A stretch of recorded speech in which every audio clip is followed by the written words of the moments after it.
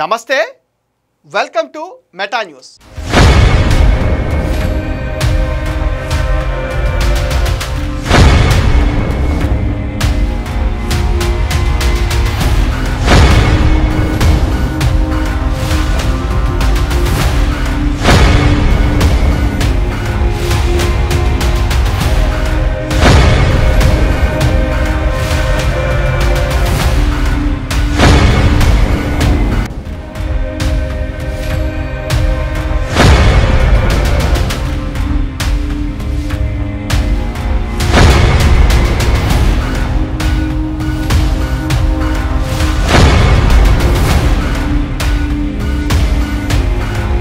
YCP హయాంలో శాసనసభ స్పీకర్గా పనిచేసిన తమ్మినేని సీతారాం ఎంత వివాదాస్పదమయ్యారో అందరికీ తెలిసిందే.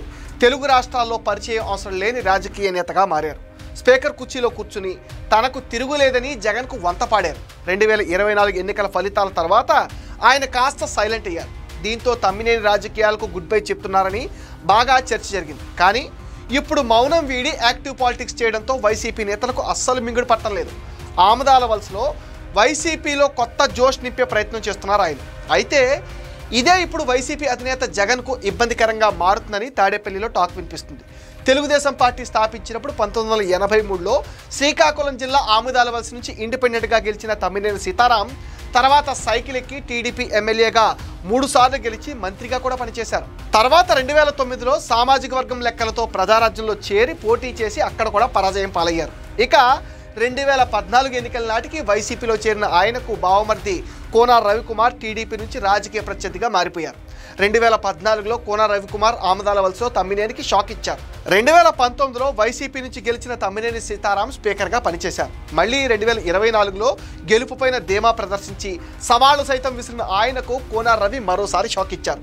5 ఏళ్ల పాటు వైసీపీ హయాంలో తనను ఇబ్బంది పెట్టిన తమ్మినేని సీతారాంపై తన ప్రతాపం చూపించారు. మొన్నటి ఎన్నికల్లో తమ్మినేని తన తనయుడు చిరంజీవి నాగ్ను అసెంబ్లీకి పంపాలి అనుకున్నారు. వైసీపీ అధ్యక్షుడు జగన్ దగ్గర కూడా ఇదే విషయం చెప్పారు. అయితే ఈసారి మీరే పోటీ చేయాలి తప్పదు అని జగన్ చెప్పడంతో కాదనలేకపోయారు సీతారాం. ఎన్నికల తర్వాత ఆమదాల వలసలో సీన్ మారిపోయింది. తమ్మినేని సీతారాం యాక్టివ్ పాలిటిక్స్కు దూరమైనట్టుగా కనిపించడంతో చింతాడ రవికుమార్ని జగన్ నియోజకవర్గ ఇన్ఛార్జిగా నియమించారు. దీంతో మాజీ స్పీకర్ పూర్తిగా సైలెంట్ అయ్యారనే ప్రచారం కూడా సాగింది.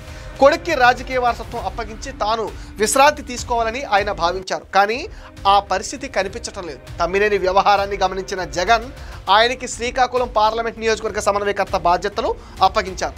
దీంతో ఆమదాల వలస వైసీపీలో 2 వర్గాలుగా చీలిపోయింది. బయటకు కనిపించకపోయినా నియోజకవర్గంలో తమ్మినేని వర్సెస్ చింతాడ రవిగా ఇన్సైడ్ పాలిటిక్స్ ప్రారంభమయ్యాయని పార్టీలో గుసగుసలు వినిపిస్తున్నాయి.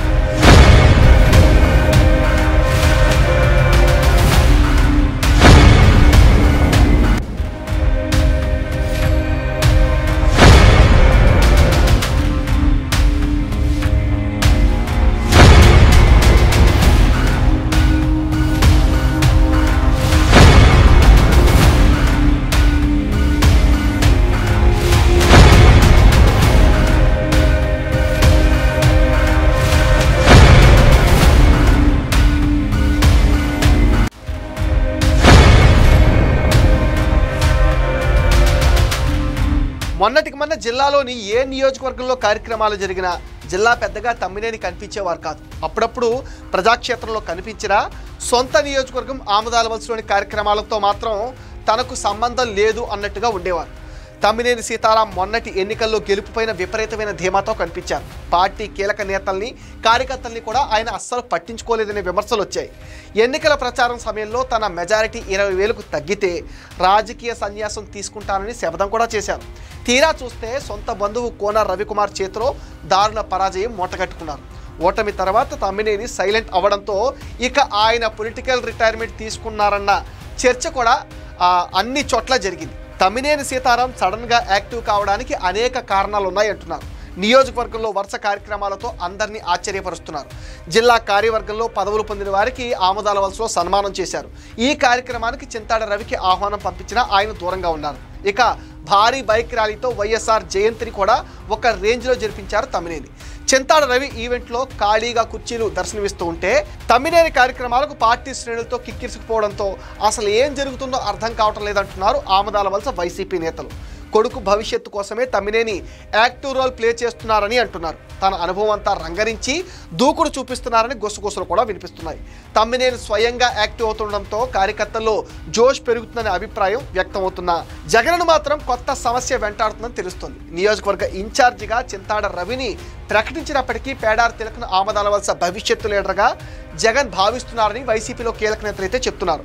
మరోవైపు టీడీపీ ఎమ్మెల్యే కోన రవికుమార్ మాత్రం అవేం పట్టించుకోకుండా నియోజకవర్గం గురించి ఆలోచిస్తూ ఆంధ్రప్రదేశ్ శాసనసభలో పబ్లిక్ సెక్టార్ అండర్టేకింగ్స్ కమిటీ చైర్మన్గా నియమించడంతో ఆయన దూసుకుపోతున్నారు. 2029లోనూ తనదే విజయం ఖాయమని రవికుమార్ ఆశాభావంతో ఉన్నారు. ఏది ఏమైనా తమ్మినేని మాత్రం తన కొడుకుని ఎమ్మెల్యే చేయాలని పడుతున్న తపన పార్టీ వర్గాల్లో చర్చనీయాంశంగా మారింది.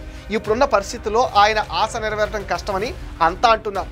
ఇది మెటా న్యూస్ అప్డేట్. ఈ వీడియో పైన మీ విలువైన ఒపీనియన్ని కామెంట్ సెక్షన్లో పోస్ట్ చేయండి. మీరు ఇచ్చే కామెంట్స్తో మరిన్ని ఇంట్రెస్టింగ్ వీడియోస్ మీకు అందిస్తాం. అండ్ మీరేం చేయాలో మీకు తెలుసుగా ఈ వీడియోస్ని లైక్ చేయండి, షేర్ చేయండి, మెటా న్యూస్ని సపోర్ట్ చేయండి, సబ్స్క్రైబ్ చేయండి.